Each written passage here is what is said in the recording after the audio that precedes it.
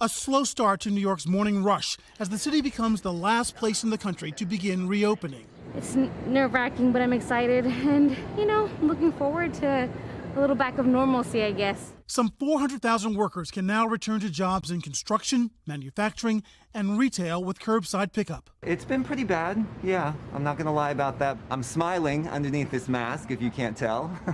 One huge question, will New Yorkers feel comfortable enough to return to the city's mass transit?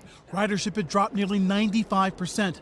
Officials now trying to convince the public the system has never been so clean. Masks are mandatory and available for free. It's safe to ride the subways and buses, and that's the case we're going to make to our customers. The toll from COVID-19 in New York City has been staggering, nearly 22,000 dead. But last week, for the first time, a day when no one died from a confirmed case of COVID-19. Congratulations. We are back. We are back. We are continuing our decline.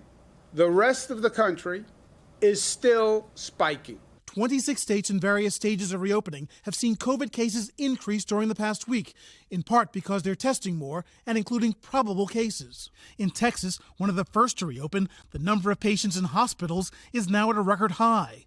And cases also still spiking in some minority neighborhoods in New York City. Reopening still on hold in some of the city's most exclusive shopping areas, boarded up after a wave of vandalism and looting last week. Adding to the anxiety, tens of thousands of peaceful protesters still hold daily marches throughout the city.